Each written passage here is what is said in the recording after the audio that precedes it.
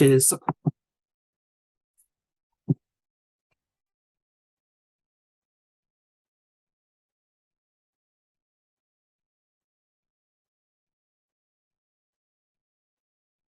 interested in how the play Cato was utilized at HBCUs because when I was analyzing published African American genealogies, I saw references to education everywhere across the board.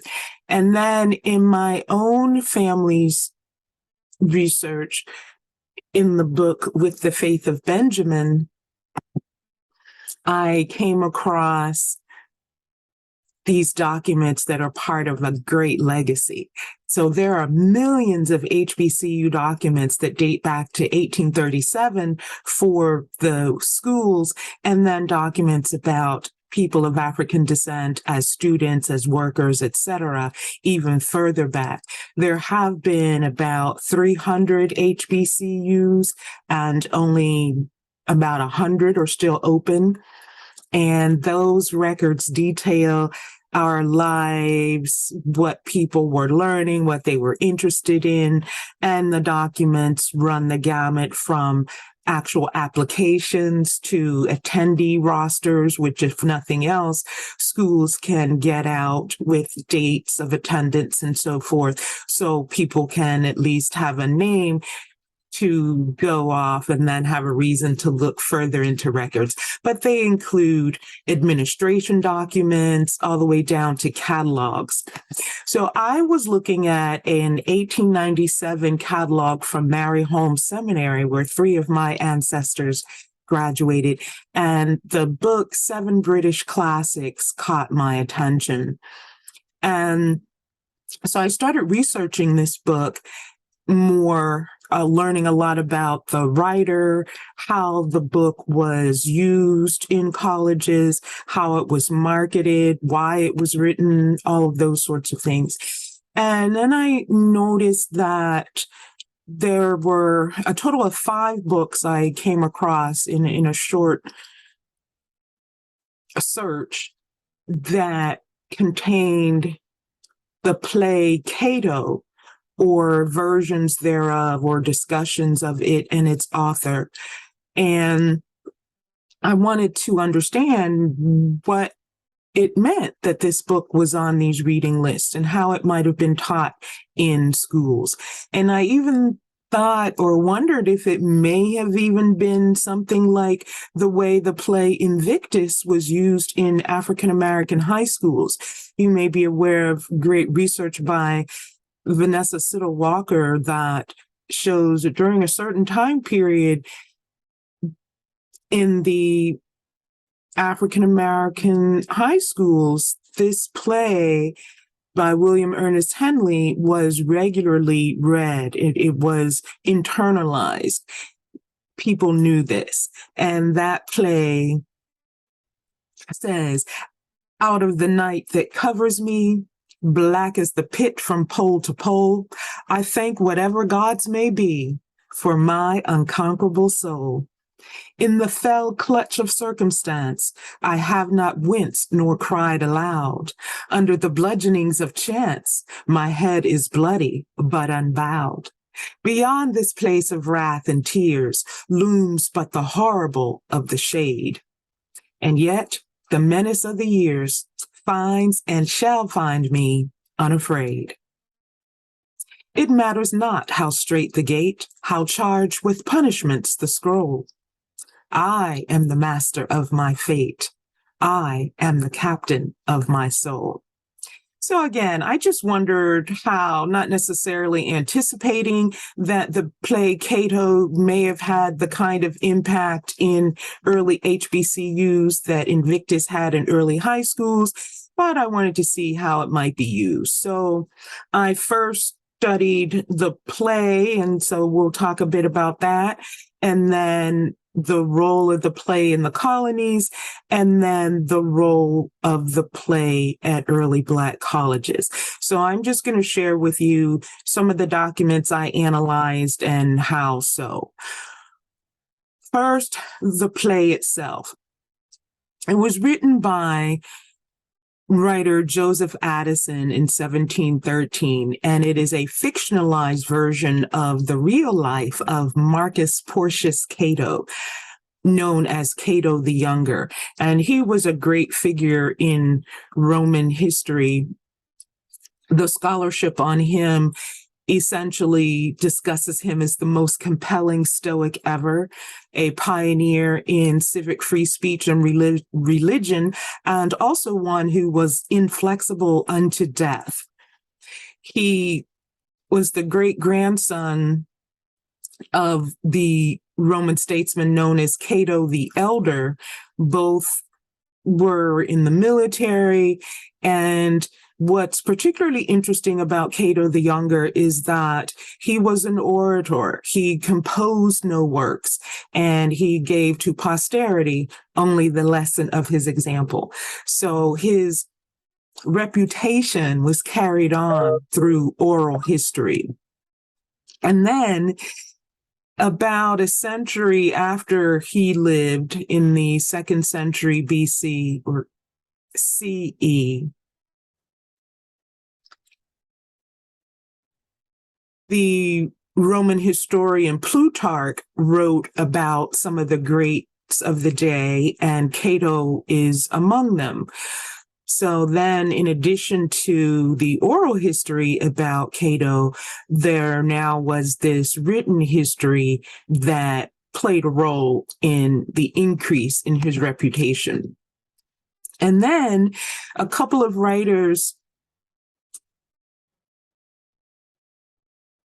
one of the things Plutarch says is that we are told from his very childhood that Cato displayed in speech, continence, and in his childish sports a nature that was inflexible, imperturbable, and altogether steadfast. He set out to accomplish his purposes with a vigor beyond his years, and while he was harsh and repellent to those who would flatter him, he was still more masterful toward those who tried to frighten him. It was altogether difficult to make him laugh, although once in a while he relaxed his features so far as to smile.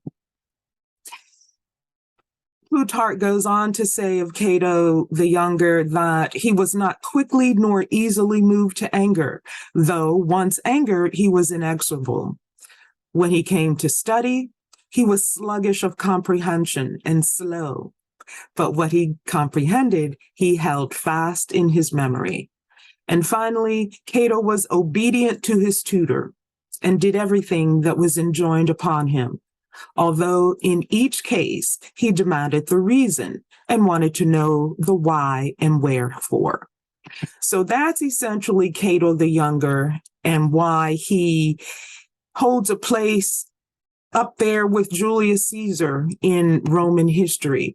So just as there is artwork depicting Caesar's assassination on the Ides of March, there's art depicting attempts to revive Cato after he martyrs himself. And this 1614 engraving also reinforces the importance of Cato in human history. It talks about Stoicism, for which he was essentially the poster child, and the bottom panel of this engraving specifically shows the suicides of Socrates and Cato.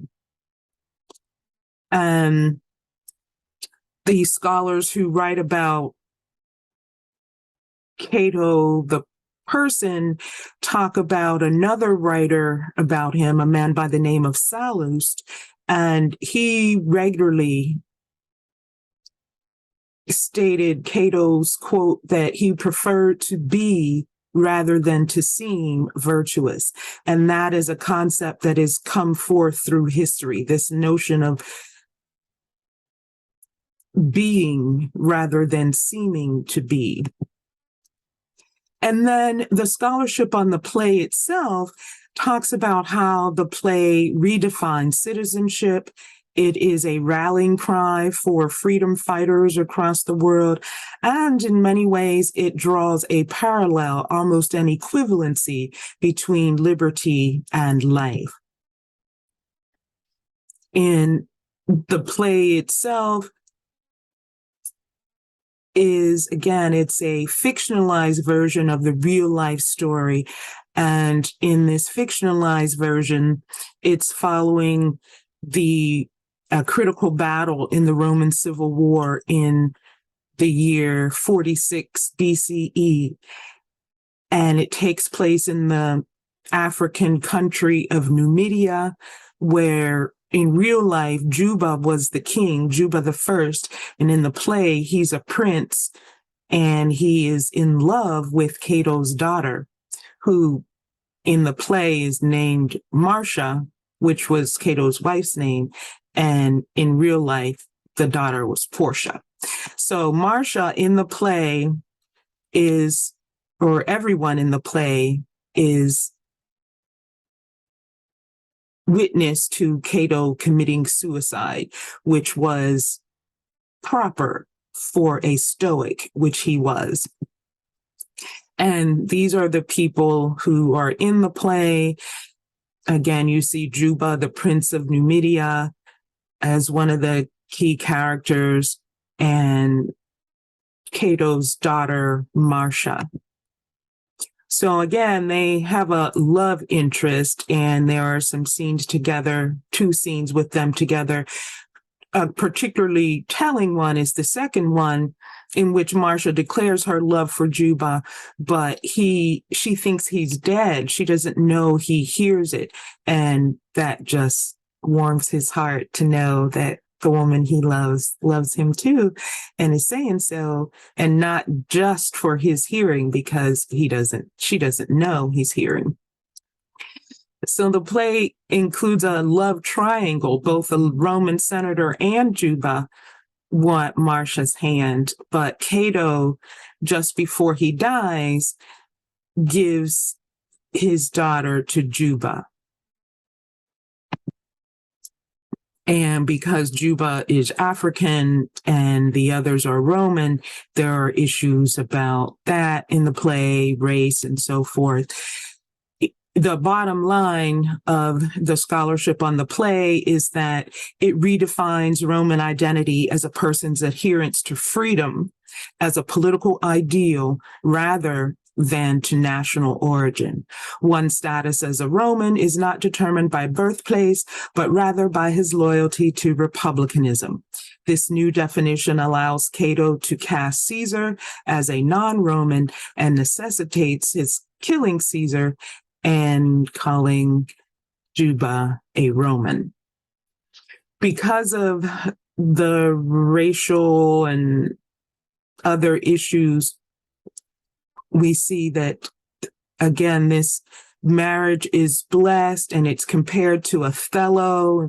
And some scholars today, like Briggs at Bryn Mawr and Judith P. Hallett at the University of Massachusetts, have the play on their syllabi to discuss what it says about race and gender bias, and what it says about the Enlightenment.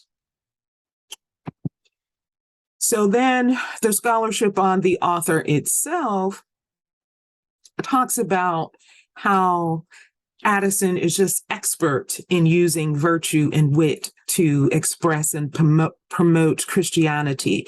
His mission is elevating home life and political spheres, and his work becomes required reading for middle-class people in Europe, as well as the English colonies. Briefly about Addison, he was born in 1672, the son of a church leader. He went to Oxford and was a classic scholar there. He held seats in Parliament, and then he held these seats while the transition between Queen Anne and King George I was taking place, with George being a Whig, as was Addison, nonetheless, his writings appealed to both Whigs and Tories because of his particular skill.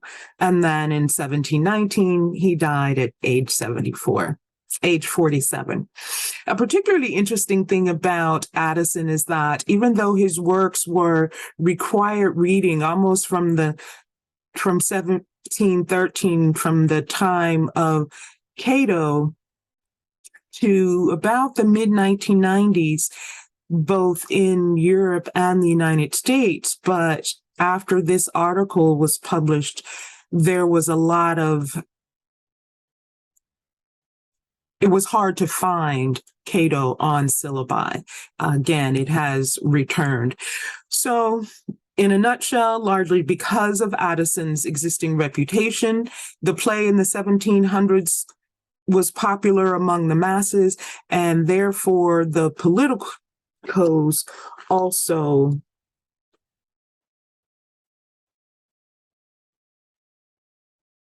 found it heartening. They were able to see their leaders as Cato in some way or another. And then within a decade of the publication of the play, two writers did a series of essays that they then put together in a book called Cato's Letters. And by 1755, that book was in its sixth printing. So Cato's Letters also was very popular and played a significant role in getting ideas out into the public about what Cato stood for, what some of his sayings were. And so this John Trenchard is one of those two writers, and the other is Thomas Gordon. Gordon says in the preface of the book that let us brand those as enemies to human society who are enemies to equal and impartial liberty. He also says a free trade, a free government, and free liberty of conscience are the rights and blessings of man.